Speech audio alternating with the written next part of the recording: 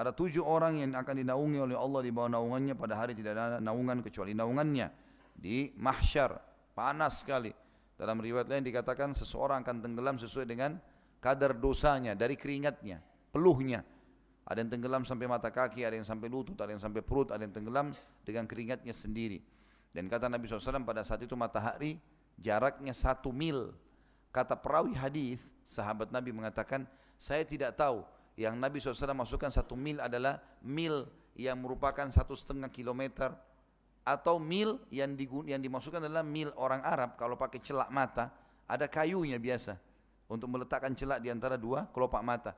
Ini namanya mil juga dalam bahasa Arab. Kata beliau, saya enggak tahu mil itu pada hari kiamat di mahsyar, matahari itu sedekat mil yang mata ini, yang ditaruh di mata, atau 1,5 kilometer yang merupakan 1 mil jarak. Jadi pada saat itu orang kepanasan dan ada orang yang selamat. 7 golongan yang Allah selamatkan. Maka jadikan diri kita salah satu dari golongan ini minimal. Kalau bisa beberapa, alhamdulillah, sangat bagus. Target seorang mukmin semuanya dia jadikan sebagai targetnya. Yang pertama adalah pemimpin yang adil. Dan adil, kalimat adil dalam bahasa Arab masuk semua makna baik. Baik, santun, ramah, disiplin, tanggung jawab, jujur, semua. Itu kalau dirangkum namanya adil. Jadi kalau dalam bahasa Arab orang sudah mengatakan orang ini adil, berarti itu sudah luar biasa. Bergabung semua sifat baik padanya.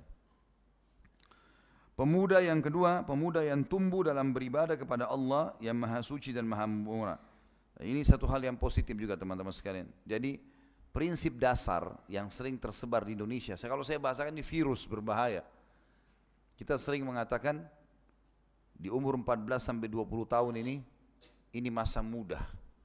Masanya coba-coba. Masa mengetes, masa puberitas. Sehingga akhirnya pada saat itu mereka merusak diri mereka. Dengan narkotika, dengan perzinahan, dengan rokok, dengan apalah dicoba semuanya. Padahal teman-teman, umur ini, umur yang sangat produktif, merupakan pondasi untuk membangun sisa umur ke depan. Kalau di umur ini, SMP sama SMA di Indonesia ini, berhasil seseorang di masa muda itu, dia memperbaiki keadaannya, dia menjadi orang yang baik, hafal Quran, sholat di masjid, hadir pengajian, ini ke depannya baik semua. Di sini dia rusak, narkotika, zina, bohong, menipu, apalah, mukul orang, tawuran, segala macam, ini ke depannya begitu terus. Susah untuk dia kontrol itu, kecuali dengan hikmah ilahi. Maka ini waswas syaitan, ini virus. Kalau kita pernah begitu di masa umur-umur ini teman-teman sekalian, jangan wariskan ke anak-anak. Kalau kita baca Quran nanti bisa umur 30-40 tahun, anak-anak kita 6 tahun harus hafal Quran. Harus lebih baik daripada kita. Tumbuhkan mereka dalam ketaatan kepada Allah subhanahu wa ta'ala. Kemudian yang ketiga, seseorang yang hatinya tertambat dengan masjid apabila ia keluar darinya hingga kembali lagi padanya. Artinya tergantung hatinya. Ada orang begitu subhanallah, keluar dari masjid sholat duhur, hatinya sudah terikat. Kapan nih asar, jam berapa, mau kembali lagi ke masjid yang sama. Terus hatinya terikat dengan masjid. Saya kemarin ditanya dengan beberapa orang ikhwah, Ustadz tidak ketemu Raja Salman? Saya bilang, saya alhamdulillah satu hari ketemu Raja berapa kali? Berapa kali saya ketemu Raja? Paham enggak? Ketemu Raja yang sebenarnya Allah. Tadi kita baru ketemu sama Raja kita. Tidak ada protokol, tidak ada apa-apa. Enggak rumit. Sudah tahu bacaannya, ucapannya sudah tahu, pahalanya langsung dikasih, bonusnya sudah tahu. Satu hari 5 kali yang wajib, belum sunnahnya, belum doanya, belum berzikir, belum baca kitabnya. Oh banyak sekali. Saya kadang-kadang juga ditanya, Ustaz kerjanya apa selain jadi Ustaz? Saya bilang saya pegawai kerajaan.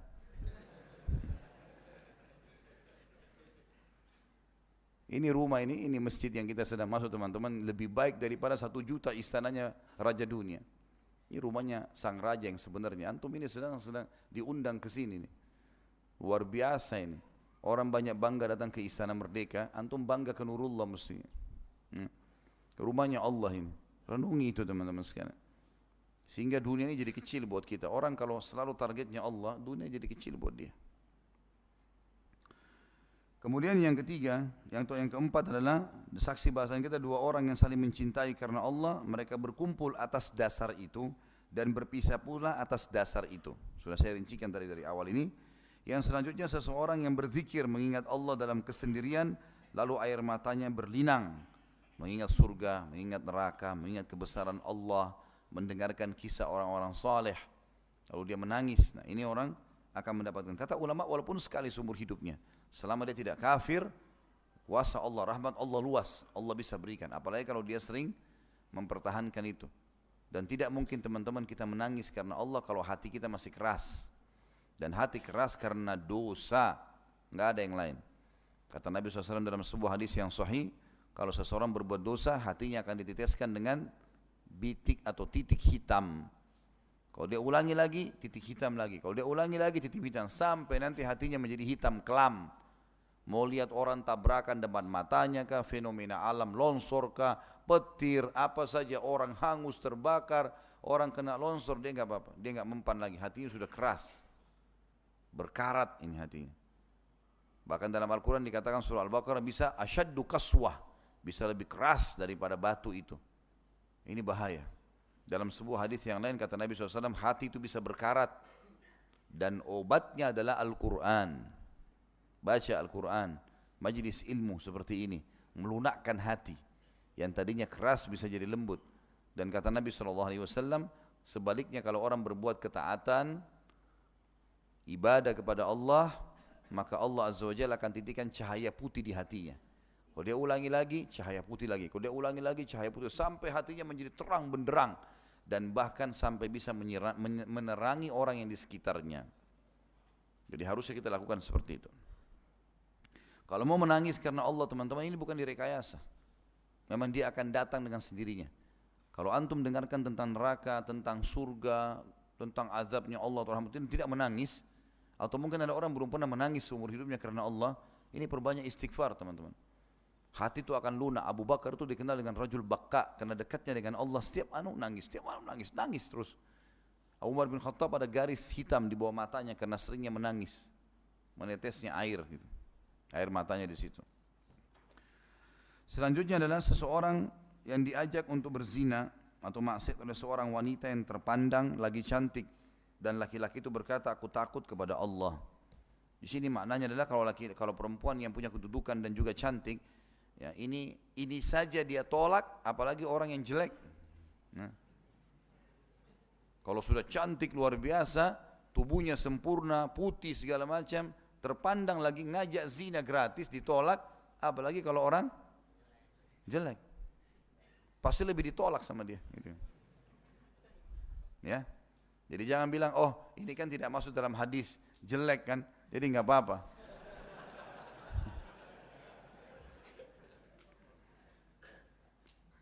Begitu juga berlaku bagi perempuan. Kalau kita balik, kalau perempuan diajak oleh seorang laki-laki yang gagah, punya kedudukan, kait, lalu dia mengatakan, dua-duanya mengatakan sini saya takut karena Allah. Dan yang terakhir adalah orang yang bersedekah dan dia merahasiakan hingga tangan kirinya tidak tahu apa yang disedekahkan oleh tangan kanannya. Nah, ini sudah kita tahu, tangan kiri tidak ada hubungannya dengan tangan kanan, dia sama saja. Tapi ini bahasa kinaya namanya, bahasa kiasan. Maksudnya kalau tangan kirinya tidak tahu, maka orang lain lebih pantas untuk tidak tahu. Ada orang mau keluarin duit, tunggu dulu lihat orang, ada lewat nggak, baru dimasukin di celengan, supaya dilihat. Orang kalau targetnya manusia kecil sekali, targetnya Allah itu besar, boomingnya.